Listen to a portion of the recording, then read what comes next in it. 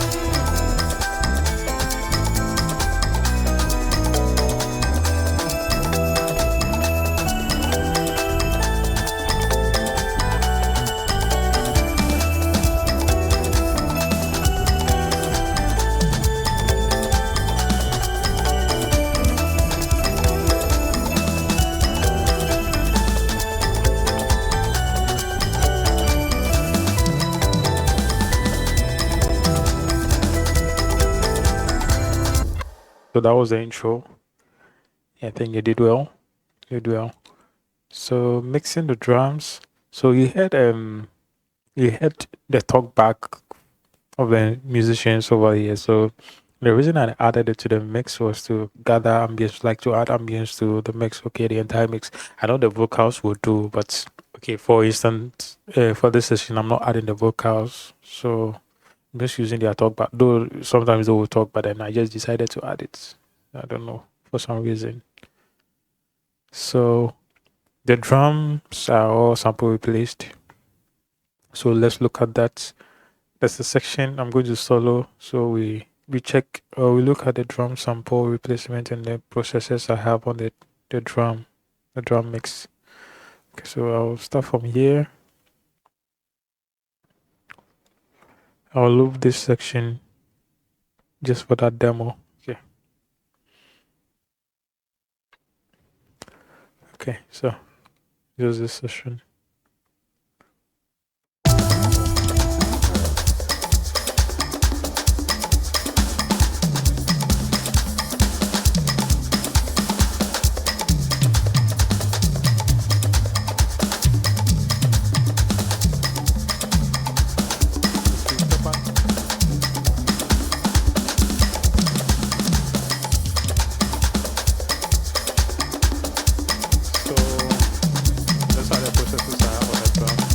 For the kick drum, this is my sample, and there's a source file, the source track. Sorry, the source track. So I'm using a silencer. This tool is very good, very good. So it's removes all my bleed, and focuses on the transient of the preferred sound I want. That's the track, the kick drum. Okay, so you're getting only that coming in. So this transient will then trigger. So I'm using a Gate stock plugin, the studioone. So Gate drop. I'm yet to. I am still learning on the in trigger from Wave here, but this one also works for me. So I've tried other ones, but this one seemed to work well. I'm still exploring other options too. So now this clears every bleed and gets our transient coming in. Then that transient triggers this one. I'm not really dealing with gate. Okay, though it's doing something. So you see I've moved the gate down here, minus 9 dB. it still gets some other, it's like the reverberation be. But I'm removing all that. So that's what the gate is only doing here. Okay. And then it triggers, it gives a trigger. So we have a trigger over here, stock plugin trigger. So now I get my notes, and then I'm using impacts. There's also a stock plugin from Persona Studio. So that's the impacts here. So I have my samples loaded. Let me it. I have my samples loaded. I think I've loaded 3 samples over here to that notes. Okay. For the trigger. So coming in. So that's what it's doing. I think I had some people ask me of the trigger, the kind of trigger I'm doing. So I'm using the gate, the trigger and the gate plugin. That's the stock from Persona Studio. And then my impacts for the sample. And then you see I'm mixing them. What is coming here isn't that much. That's the source track. But I just decided to add it to the mix. I think it will still do some. It has some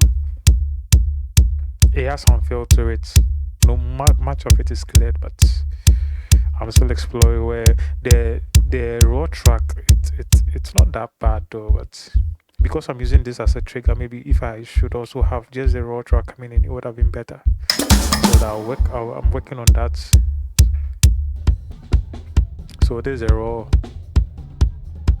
Okay, so because I'm using this, my 1, 2 especially acts like my trigger. This one gets my transient, and then this one triggers it. I won't get to that natural feel to add. Maybe I wanted that. The only thing I have to do is to duplicate the tracker. I don't want to do that yet, but I think it will be something nice. When you mix the original and the sample and the original, it blends. It makes it more natural. Okay. But then unfortunately I don't have that yet, but I'm still making use of this,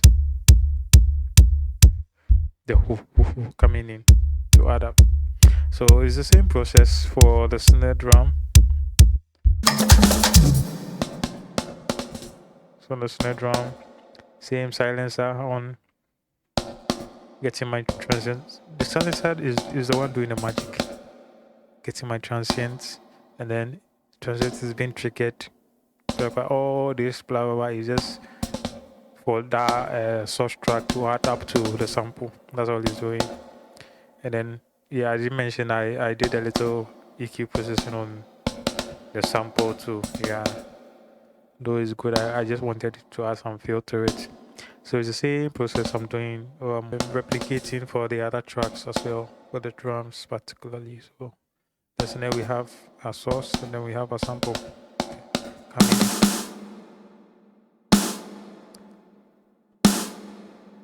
So I mix 2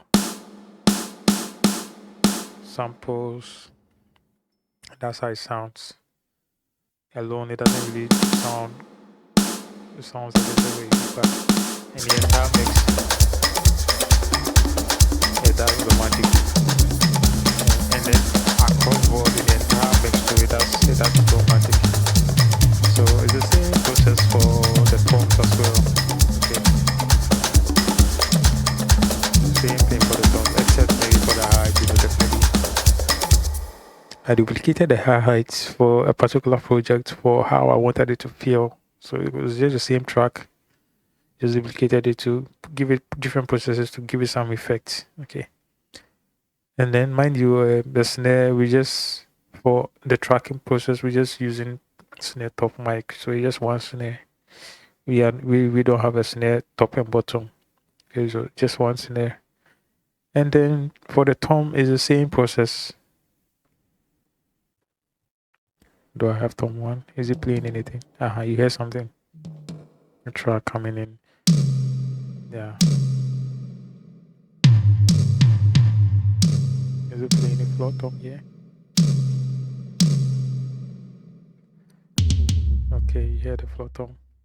So I just have this source track coming in just a little. If the weren't acting as my trigger, But if they weren't acting as my trigger, then I would have maybe opened it a little, but they are like my trigger. Okay, so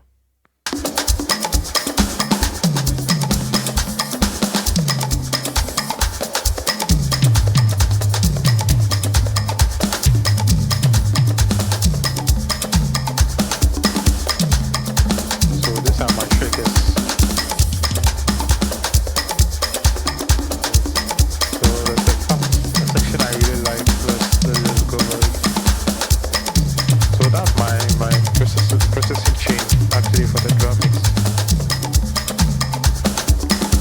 This part I liked with the entire team.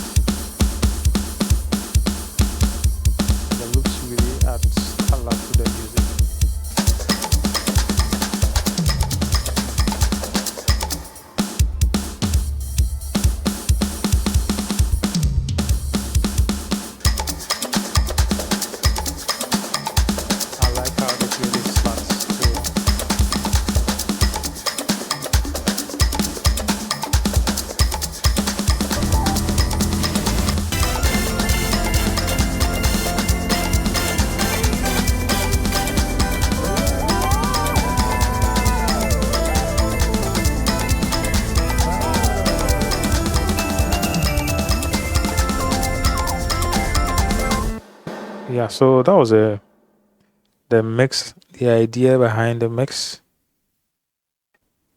and it was generally good. I think it was good. I didn't do any automation at all. Don't think I did. Okay, just for the stem. I wanted the beginning to be up a little, so I think that's why it's even louder.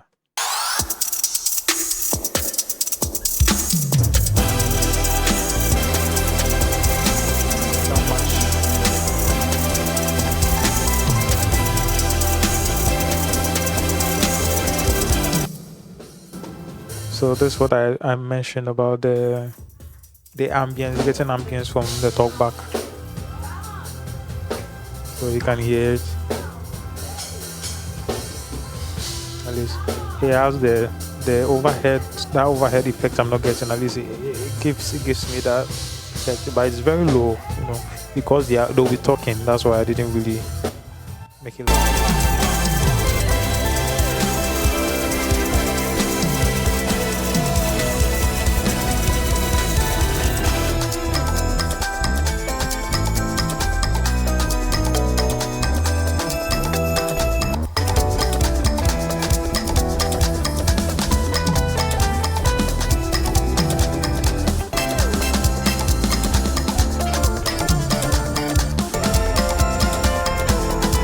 Then my bass is not really coming out for a reason. I have a reason why you can't really hear the bass well, because I think during the recording phase, I later realized it was clipping. So it's from the gain from the board, you know, set for the house. Okay, so you had to adjust later then, but then it was clipping.